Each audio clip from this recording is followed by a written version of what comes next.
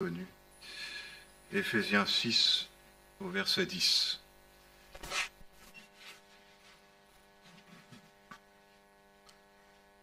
Éphésiens 6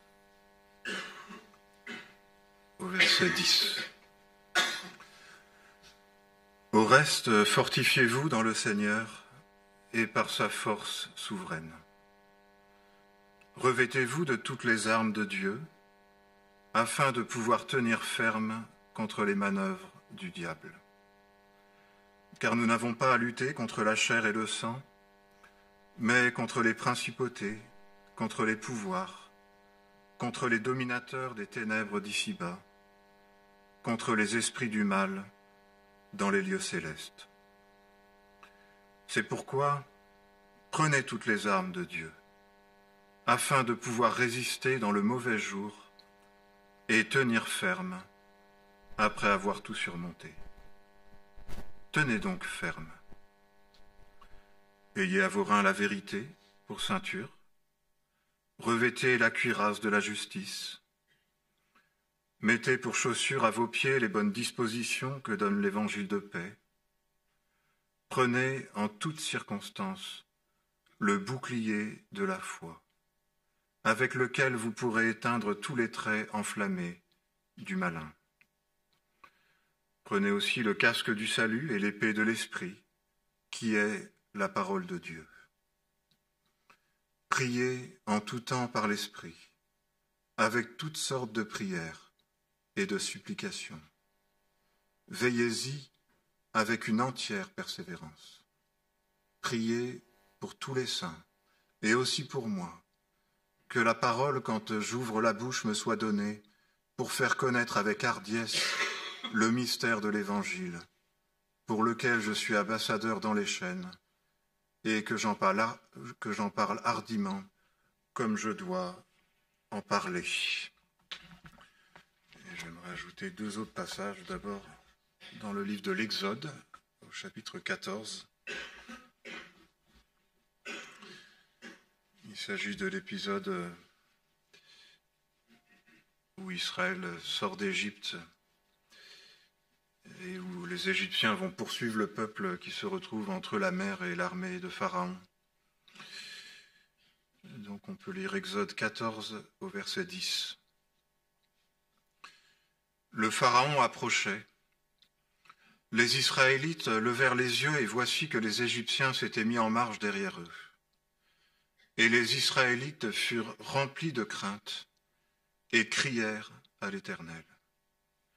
Ils dirent à Moïse, « Est-ce parce qu'il n'y avait point de tombe en Égypte que tu nous as emmenés pour mourir au désert? Que nous as-tu fait en nous faisant sortir d'Égypte? N'est-ce pas là ce que nous te disions en Égypte? Laisse-nous servir les Égyptiens, car mieux vaut pour nous servir les Égyptiens que de mourir au désert. » Moïse répondit au peuple, « Soyez sans crainte, restez en place, et voyez comment l'Éternel va vous sauver aujourd'hui. Car les Égyptiens que vous voyez aujourd'hui, vous ne les verrez plus jamais. L'Éternel combattra pour vous, et vous gardez le silence. » L'Éternel dit à Moïse, « Pourquoi cries-tu vers moi?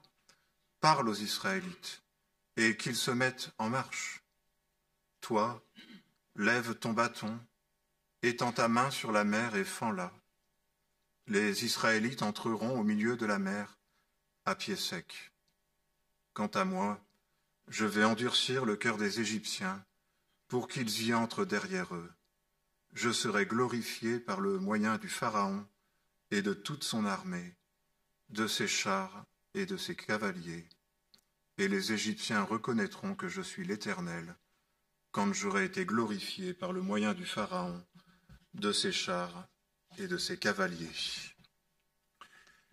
Et encore un passage dans le prophète Ésaïe, au chapitre 49, Ésaïe 49, au verset 24.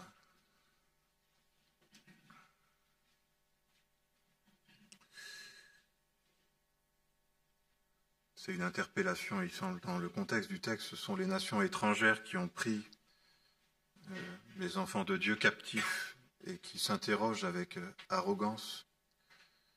Donc on peut dire au verset 24, ils interpellent. Ce qu'a pris le héros, lui sera-t-il repris?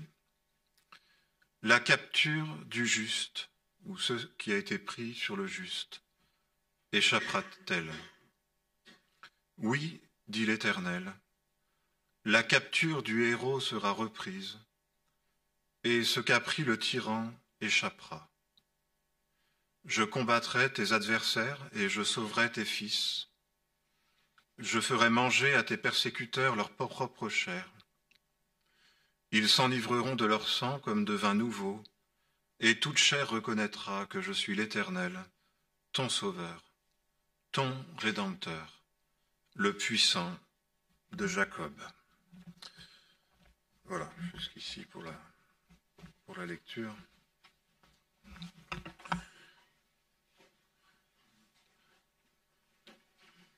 Je crois que je peux dire, j'ai été ramené à ce passage d'Éphésiens qui parle du combat spirituel ces derniers temps, au regard des préoccupations, en particulier des préoccupations dans les vies d'église, où se manifestent parfois beaucoup de tourments, de troubles. Et quelque chose qui, si on se place uniquement sur l'aspect humain, disons, ne nous permet pas de comprendre. Et j'ai parfois dit, mais comment on en arrive là? Comment on explique ça? Cet aspect, on pourrait dire presque très simple, où des fois on se quitte le soir ou après la réunion en paix, en communion, et le lendemain, à l'image du méchant qui sème l'ivraie, il semble que le trouble s'est de nouveau installé, ce qu'on a cru malgré tout, par la grâce de Dieu, édifié par la parole, la communion fraternelle, tout est rebattu, menacé, troublé. Alors on se dit, c'est affaire de caractère, c'est affaire d'incompréhension. C'est tout ça, mais c'est plus que ça.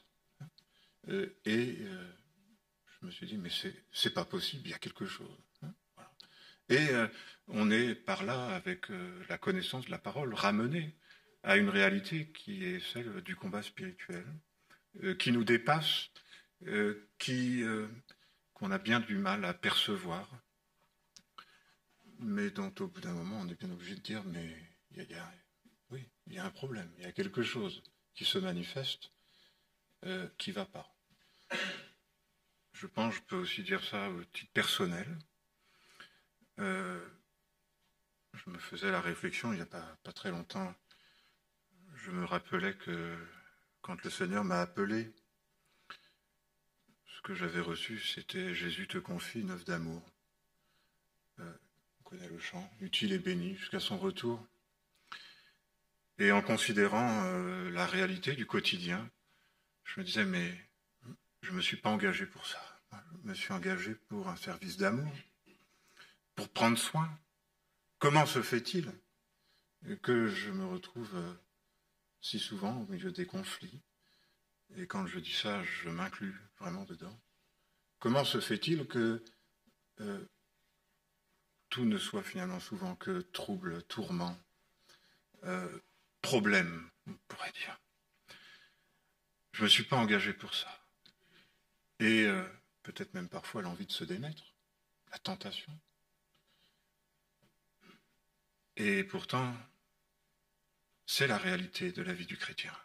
Et Paul, mais on le voit aussi chez Pierre, veillez, votre ennemi, le diable, rôde, comme un lion rugissant, cherchant qui va dévorer.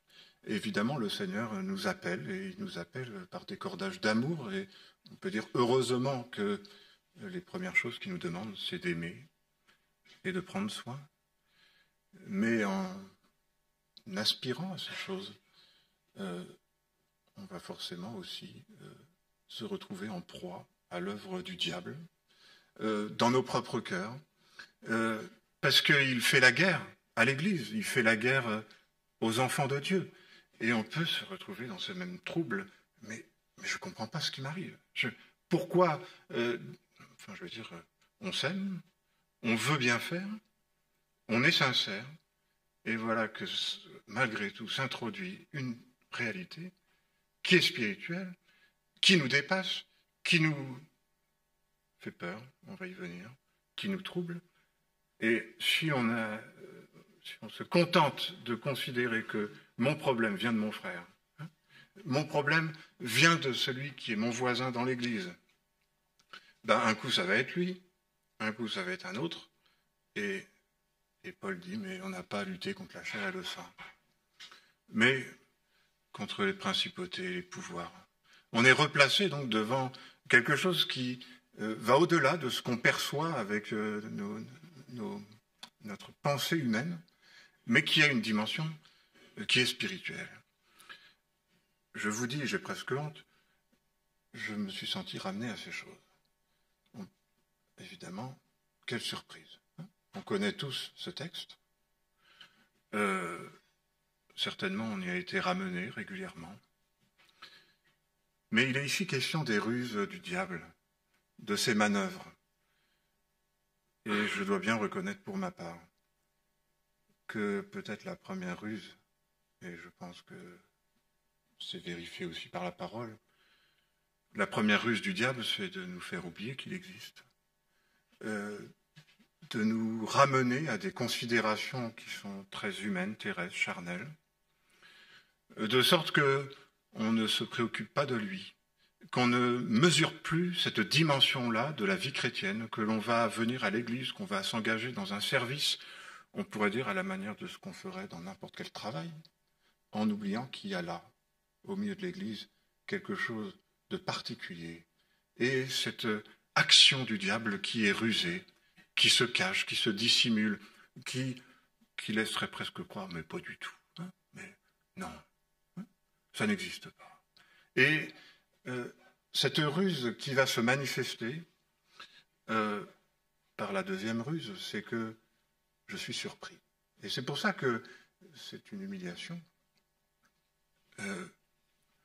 Mais quand on est surpris de devoir reconsidérer la réalité du combat spirituel, c'est certainement qu'on a oublié assez souvent que l'ennemi rôde et qu'on est appelé à se revêtir, qu'on est appelé à se fortifier. Et c'est comme si au moment où on s'en rend compte, il y a quelque chose qui nous a déjà atteint, qui presque nous ferait dire même que c'est déjà perdu. Donc cette réalité, malgré tout, à laquelle on est ramené, qu'on est appelé à considérer. Je dois dire, tellement vite on peut être tenté parce que on va le ressentir à différents moments, je pense, les uns et les autres, et parfois un frère va venir et dire mais là il y a un combat spirituel particulier. Et en tout cas je peux dire, j'ai parfois eu envie de dire, il a bon dos le combat spirituel. Moi je vois surtout des affaires de caractère, de personnalité ou de désordre. Peut-être. Mais il est là aussi. Et la question est alors, une fois que je suis placé devant, que je me dis, mais c'est des choses très concrètes, même si elles sont diffuses. Mais vous avez d'un coup, vous recevez un message, et puis un autre, et ce sont deux personnes qui vous écrivent la même chose sur une même nuit, qui est une nuit d'angoisse, qui crée les mêmes sentiments de part et d'autre. Et vous dites, mais qu'est-ce qui se passe ? Des fois, bien sûr, et ça je pense qu'on le connaît, surtout quand on est amené à parler, cette chape de plomb qui tombe, ce poids d'accusation qui nous écrase, et on ne peut pas l'expliquer par des faits. On a bien quelques éléments, mais ils ne suffisent pas à rendre compte de l'état dans lequel ça nous met. Le diable nous crible, nous malmène. On est appelé à se rendre compte de cela. Et la question va être, et c'est à ça que j'aimerais venir, ce qui me frappe ici, c'est que Paul prévient. On peut dire, voilà, c'est le lot du serviteur de Dieu. Et que faire ? Que faire ? Ce que nous sommes appelés à faire, c'est nous revêtir. c'est-à-dire, je pense, être conscient de l'action du mal, du diable, mais entrer en nous-mêmes de manière à être nous-mêmes fortifiés et couverts dans un combat qui devient le nôtre. Et pas porter les yeux autour pour voir un problème et le combattre. Le combat, c'est d'abord de s'équiper soi-même. Et on a là donc la description de ces armes de Dieu qu'on est appelé à prendre, à revêtir. Je n'ai pas la prétention à tout expliquer. Je voudrais vous dire ce qui m'a frappé. Au fond, ce qui m'a le plus frappé, c'est cette question du bouclier de la foi, par lequel on peut éteindre tous les traits enflammés du malin. C'était tellement mon sentiment. Un cœur où peuvent pénétrer les traits enflammés du malin. Ça m'a parlé. Et il est question du bouclier de la foi, et cette question de la foi revient quand même souvent, quand il est question du combat spirituel, l'ennemi rôde, résistez-lui, ferme en la foi. Alors, quand on lit sur la foi, eh bien, on vient assez naturellement à Hébreux 11. La foi, c'est l'assurance des choses qu'on espère, la démonstration de celles qu'on ne voit pas, et puis il y a la liste, et j'ai été frappé, c'est pour ça qu'on arrive à ce que je vous ai lu dans Exode. C'est par la foi qu'ils ont traversé la mer Rouge comme une terre sèche, tandis que les Égyptiens étaient engloutis.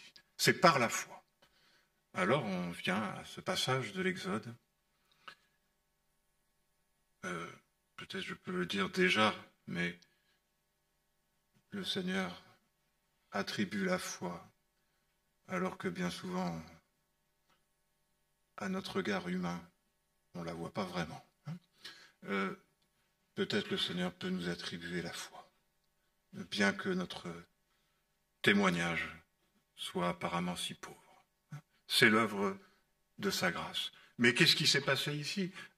Les Égyptiens ont donc quitté, les Hébreux ont quitté l'Égypte. Et puis, il y a une joie, bien sûr, sauf que voilà que la mer se dresse et que les Égyptiens arrivent. C'est la surprise et c'est la crainte.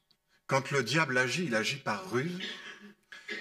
Il pénètre, il arrive, il s'annonce et il fait peur et il surprend. C'est l'action du diable. Et quelle est la réaction immédiate du peuple? J'ai peur, je crie. J'ai mal, je hurle. Et ce que je crie, ce sont des paroles de révolte. Il est dit qu'ils ont crié à Dieu. Je peux même être dans une attitude, je vais prier, mais on peut dire que ce n'est pas la prière sans colère ni contestation, c'est un cri qui est teinté de reproche, et le reproche va se porter sur Moïse, qui est le serviteur de Dieu. On pourrait dire, on aurait juste envie de rappeler aux Égyptiens que le problème, on aurait juste envie de rappeler aux Hébreux que le problème c'est les Égyptiens, c'est pas Moïse.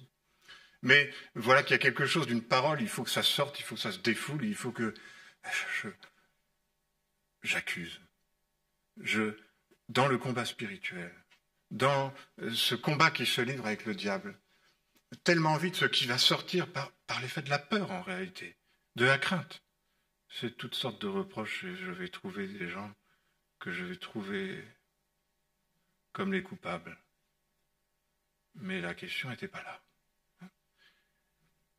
Et Moïse va avoir cette position. J'aurais eu envie de dire 2 fois, mais Dieu lui-même lui dit, mais pourquoi tu cries? Et on est dans cette ambiance, et je crains ça, où tout le monde se crie dessus, par l'effet de la peur, par l'effet de l'inquiétude, par l'effet de la surprise, et en oubliant que le problème, ce n'est pas le peuple et ce n'est pas Moïse, le problème, c'est le diable, c'est l'Égypte. Il vient, il accuse, il tourmente, il fait peur. Et Et Moïse, malgré ses propres tourments, et on sait qu'il va même finir par, devant la pression du peuple, se mettre en colère et il sera lui-même jugé. Moïse, à ce moment-là, va quand même avoir des paroles inspirées par Dieu. Et il va les exhorter, au fond, et on va y revenir à ça, à se tenir devant le Seigneur. Vous inquiétez pas. Les Égyptiens que vous voyez, les Égyptiens qui arrivent, vous les verrez plus. Et vous, gardez le silence. L'Éternel combattra pour vous. Vous, gardez le silence. Combien de paroles, certainement, prononcées non pas avec le bouclier de la foi, mais par cette réaction qui est bien une forme de bouclier, où je me protège et je renvoie, mais qui est un bouclier d'incrédulité, où finalement je parle, mais je parle comme le diable, je parle en étant l'accusateur de mes frères. Et peut-être parfois, je crois discerner, je crois voir le mal, je le dénonce, et je ne me rends même pas compte que je fais l'œuvre de l'ennemi, en étant l'accusateur de mon frère. Parce que c'est bien ça l'œuvre du diable. Et cette espèce de va-et-vient, de tourbillon, où Dieu dit, mais gardez le silence. L'expression de la foi à ce moment-là. Et parfois, quand ça ne peut pas être autre chose, parce que, on va y venir, la foi c'est autre chose, c'est plus que ça. Mais parfois la foi c'est au moins se taire. Garder le silence et s'attendre au Seigneur. Parce qu'en réalité, on est devant quelque chose qui nous dépasse, qui est trop grand pour nous.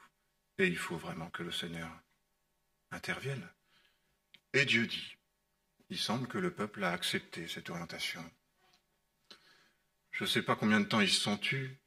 Ce qui est certain, c'est qu'ils ont rarement réussi à se taire très longtemps. Le murmure revient tellement vite. Mais à ce moment-là, ils se sont tus.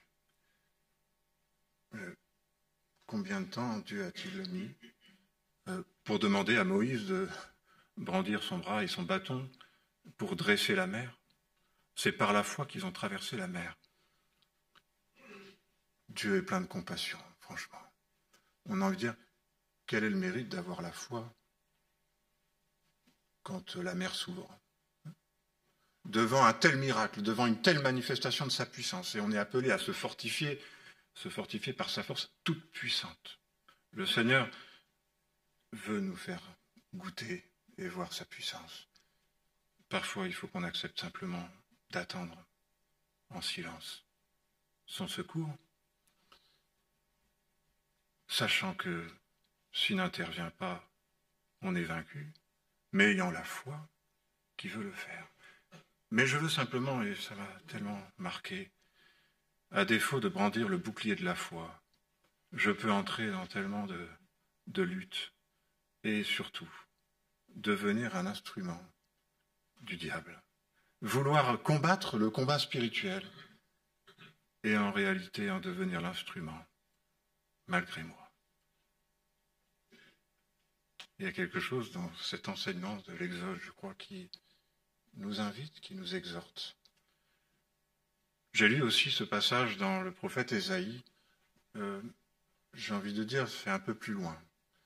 Il y a ce moment où, devant l'ennemi, devant la menace, on a besoin d'être gardé de nous-mêmes, de nos paroles, et de voir le Seigneur agir.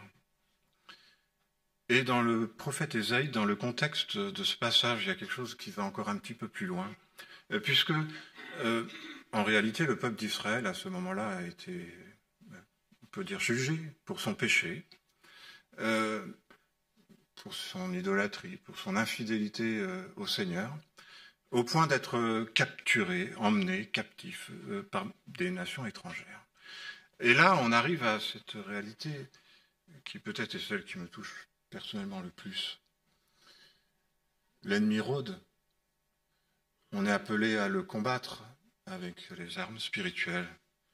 Mais parfois, il faut quand même se rendre compte que le bouclier n'a pas très bien fonctionné et que les traits enflammés du malin ont déjà gagné nos cœurs.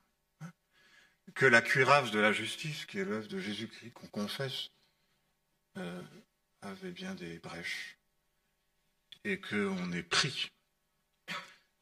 Israël pris par les nations étrangères. C'est un sentiment très douloureux de devoir reconnaître, mais j'ai pas réussi à mener le combat comme il aurait fallu. Et en réalité, à bien des égards, je suis pris. Je suis à bien des égards vaincu. Et avec cette espèce de question qui alors se lève, qu'est-ce que je peux croire maintenant ? Je devais mener le combat. Et manifestement, je n'ai pas été suffisamment lucide. J'ai quand même été pris au revers de l'armure. Je suis captif. C'est quelque chose qui m'a beaucoup frappé il y a quelques jours, quand vous êtes devant le témoignage d'une vie prise par le pouvoir de l'alcool, de l'infidélité, de la mort. Vous ne pouvez pas prêcher à cette personne la page blanche. Vous ne pouvez pas lui dire c'est réglé. Le constat est bien là, et il faut le reconnaître. Le diable a pris quelque chose. Il a pris une part, et l'œuvre du diable, c'est de détruire. Et il y a bien une destruction à l'œuvre, et il y a une captivité, et c'est la question presque arrogante que posent les nations étrangères. Ce qu'a pris le héros, c'est-à-dire ce qu'a pris le diable, moi, la nation étrangère, lui sera-t-il repris ? C'est l'Égypte qui se glorifie d'avoir pris le peuple, mais c'est Babylone, c'est cette puissance du mal qui aime détruire et qui a pris ce qui a été pris sur le juste. C'est la question qu'on peut se poser quand même quand la dispute se lève dans l'Église. Incontestablement, c'est que le diable s'est introduit. Et ce qu'il a pris, est-ce que ça peut lui être repris ? C'est une question douloureuse, mais qui est, je pense, une forme de... Qu'est-ce qu'on peut espérer encore ? Est-ce qu'il y a encore de l'espoir dans cette situation ? Où, manifestement, le diable a pris des droits et il sert, on peut dire. Il sert comme un loup qui serre la jambe dans sa gueule. Est-ce qu'on peut croire que cette proie qui a été prise peut être reprise ? Et là, Dieu se lève, Dieu parle, et Dieu dit oui, ce qui a été pris lui sera repris. Et ça, c'est quelque chose qui, je crois, est appelé à descendre dans nos cœurs. Devant le constat humiliant, douloureux, que le péché a donné des droits, et que le diable s'est introduit et qu'il poursuit maintenant une œuvre de destruction. Est-il vainqueur ? Dieu dit non. Dieu dit ce qui a été pris, ce qui a été, oui, cette proie, c'est l'image, le lion rugissant, c'est le lion qui vient, qui capture sa proie. Est-ce qu'il y a de l'espoir ? Oui, ce qui a été pris sera repris. Et ça, c'est l'œuvre de Jésus-Christ, qui est venu comme le Sauveur, le Rédempteur. Il est venu pour détruire les œuvres du diable. Pouvoir proclamer ça dans une vie d'église, c'est une telle grâce. J'ai été frappé, on lit l'Évangile au Riffray, de voir à quel point les hommes, en l'occurrence les scribes et les pharisiens, parlent, chipotent sur les questions de la loi, sur ce qui ne va pas chez les disciples, débattent. On peut dire les hommes parlent, et ils parlent de Dieu. Les pharisiens parlent de Dieu. Et Jésus guérit. C'est pas pareil. On sait que Job dira, quand finalement le Seigneur va se révéler à lui, mon oreille avait entendu parler de toi. On peut entendre parler, mais mon œil t'a vu. Et l'œuvre du Seigneur Jésus-Christ, qui est le Sauveur, et de venir et de détruire l'œuvre du diable. Et c'est pour ça que dans les troubles qui sont les nôtres, le seul espoir, c'est Jésus-Christ. Il est le Sauveur. Je ne sais pas comment l'exprimer autrement. Je me sens, pour ma part, humilié. J'ai donné accès au diable. Comment le nier devant la réalité des faits? Et quelque part, à bien des égards, on pourrait dire, il se régale. Et y a-t-il de l'espoir? Oui, en vertu d'abord de l'œuvre du Seigneur Jésus-Christ. Alors, je dois me taire, peut-être pour un temps. Mais surtout, je suis appelé à proclamer la foi, parce que là, le bouclier de la foi vient de ce qu'on entend. Ce qu'on entend vient de la parole. Et on le sait tous, la parole a été faite chair. C'est l'œuvre de Jésus-Christ. Y a-t-il un véritable espoir? Pas cet espoir qu'on essaye de se donner pour rendre le présent moins douloureux. Un vrai espoir de guérison. Et je le dis presque d'abord de l'âme, personnellement. Est-ce que ce sentiment d'avoir été pris à revers, d'avoir donné accès au diable, est quelque chose qui peut être dissipé? Oui, par l'œuvre du Seigneur Jésus-Christ. Et on était en Bulgarie, c'était il n'y a pas très longtemps, dans un contexte aussi de découragement profond de nos amis collaborateurs. Et le texte qui nous a été donné à méditer, c'était dans l'évangile de Jean, la fin de l'évangile de Jean. Jésus a été crucifié, il est ressuscité, mais pour ce qui est des disciples, c'est la défaite totale. On sait évidemment, on pense en particulier à Pierre. Non seulement il n'a pas été fidèle, mais il a renié. Jésus l'avait averti. Le diable vous a réclamé pour vous cribler. L'œuvre du diable. J'ai prié pour toi, afin que ta foi ne défaille point. Mais la réalité, pour les disciples, qui, à bien des égards, peut être la réalité pour nos vies, ma vie, c'est de dire, ben voilà, j'ai essayé, je me suis consacré quand même. Les disciples ont tout quitté pour suivre le Seigneur. J'ai fait tout ce que j'ai pu, et on fait tout ce qu'on peut. Alors on ne le fait pas tout bien. Et puis à la réalité du péché, l'esprit est bien disposé, mais la chair est faible. Et voilà que Jésus a dit, c'est ici mon heure, le pouvoir des ténèbres, le diable vient. Les disciples fuient, Pierre renie, et Jésus n'est plus là. Comment on fait maintenant? Et on a cette forme de tableau presque, cette description des disciples désœuvrés.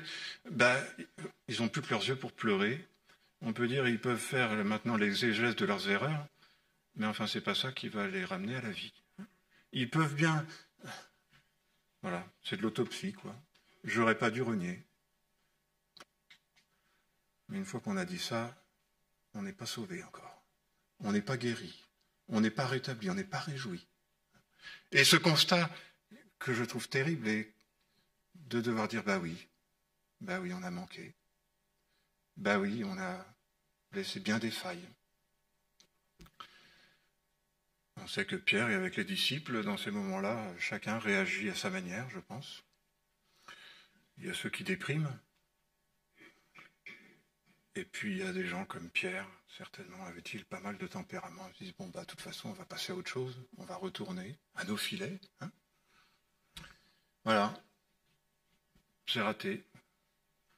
Le diable semble à ce moment-là avoir triomphé. Ils vont avec quelques-uns pêcher, ils pêchent toute la nuit, ils pêchent rien. Comme je disais en Bulgarie, j'ose pas imaginer l'ambiance que ça devait être dans la barque. Quel désarroi, quelle tristesse. Et là, Jésus vient. Il vient au matin, c'est l'étoile du matin. Il est sur le rivage et il va tout faire. Il a tout accompli, mais il va maintenant se donner à voir à ses disciples pour le leur dire, pour que la foi soit renouvelée dans leur cœur.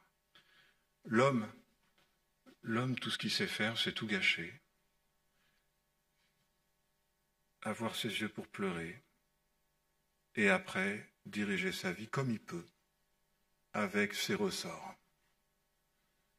Et le Seigneur vient, et il parle, et il manifeste sa présence, et cette présence qui est ici, celle du Seigneur, qui vient sur le rivage, qui va aller, on peut dire, la lumière revient.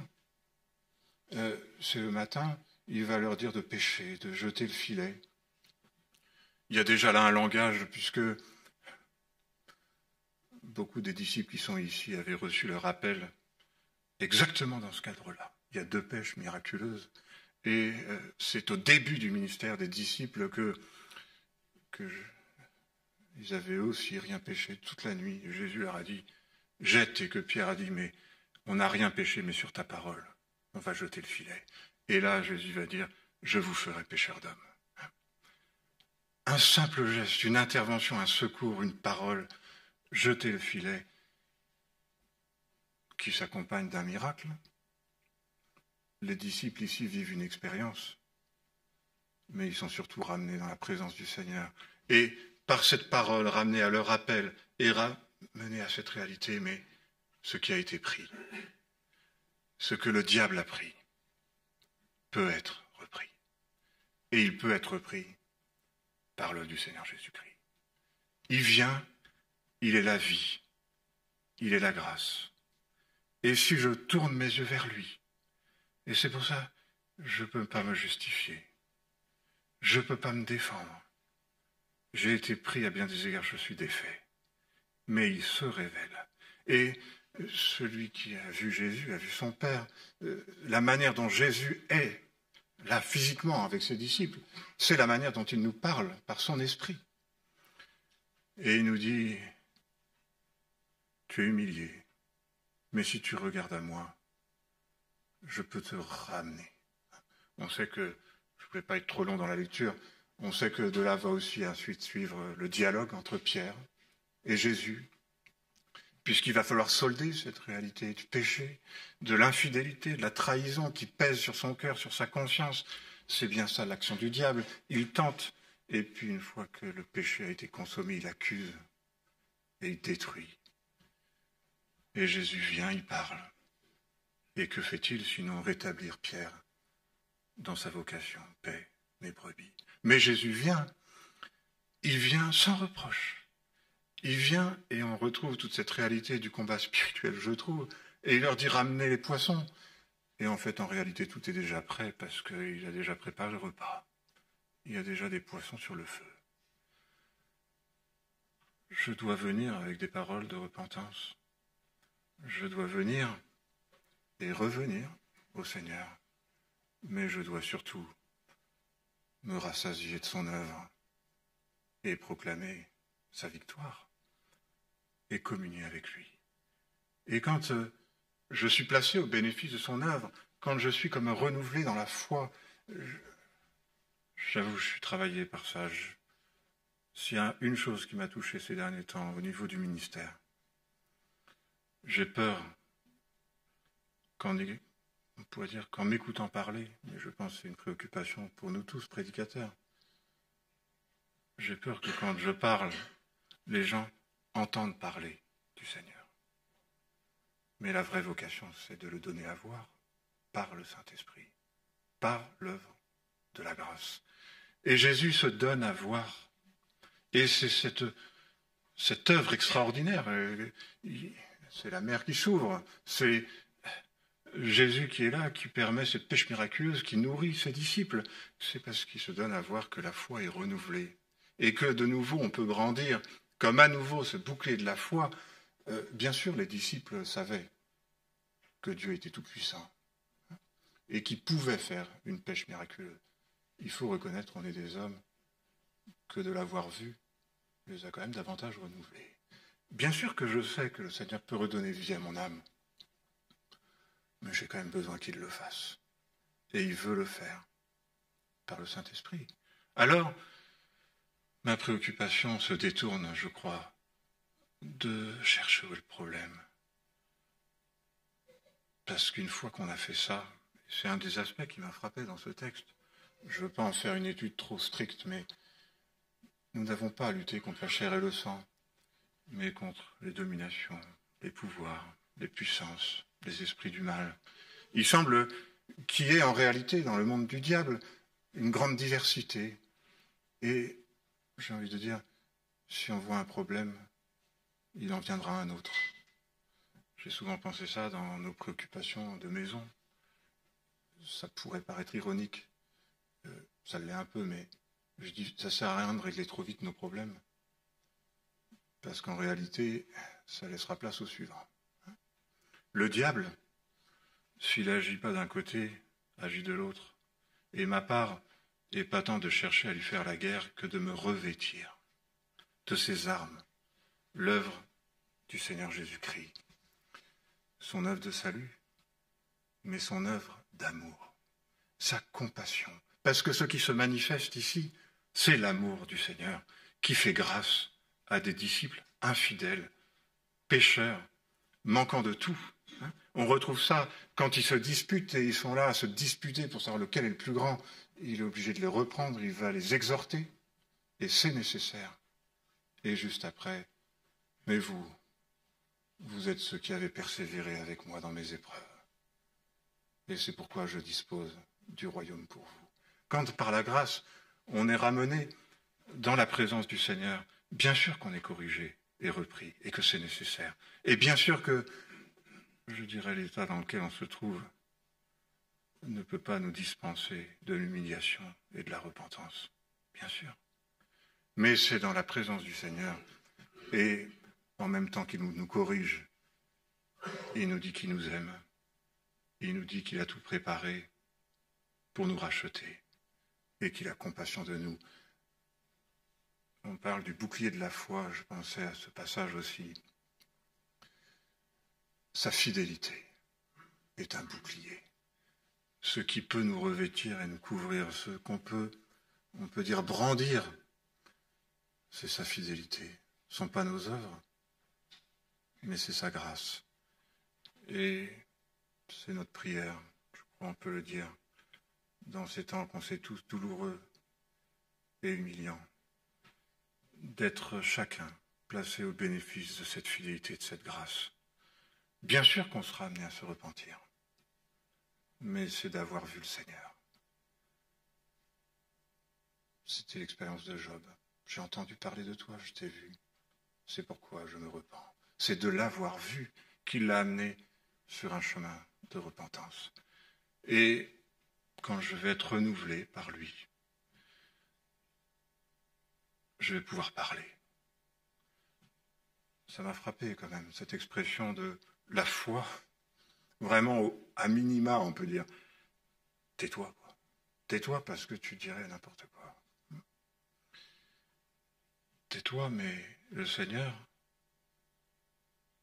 va me délier mon sac, afin que mon cœur ne soit pas muet, mais qu'il le chante.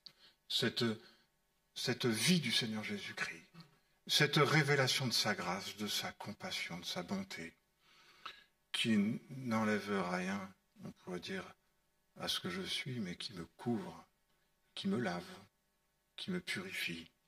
Cette compassion qui est en Dieu et qui va mettre la louange dans ma bouche, qui va m'amener à l'adorer. Alors, je suis pauvre et indigent, mais je pense au Seigneur. Je me rappelle juste cette parole qui est, je crois, aussi adressée à Job. Souviens-toi d'exalter son œuvre. Voilà, c'est ce que j'aimerais laisser sur nos cœurs, qu'on puisse être arrachés au découragement et nous rappeler d'exalter l'œuvre de Dieu en Jésus-Christ. Je vous invite à prier.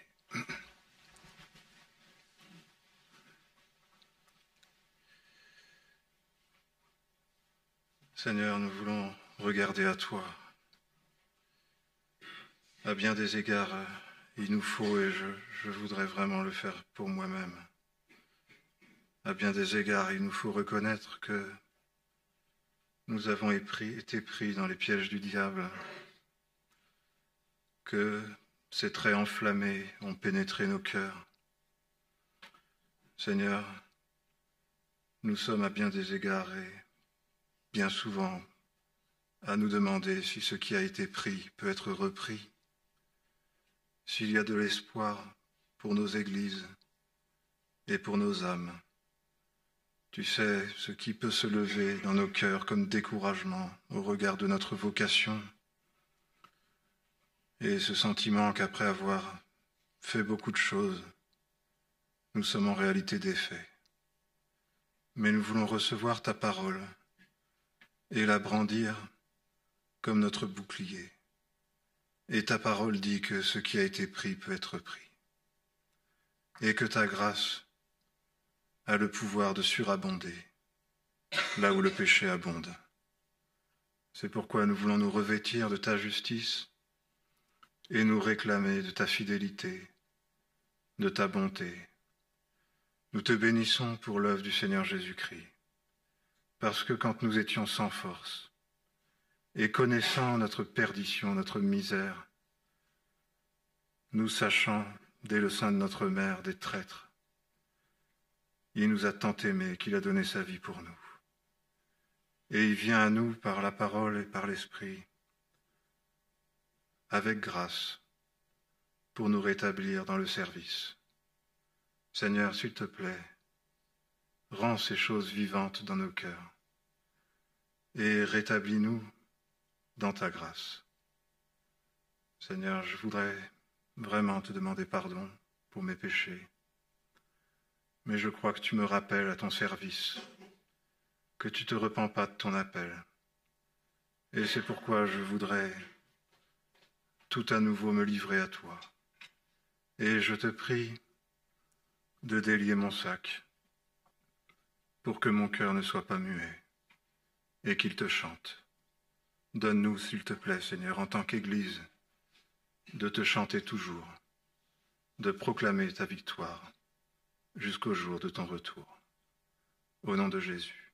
Amen.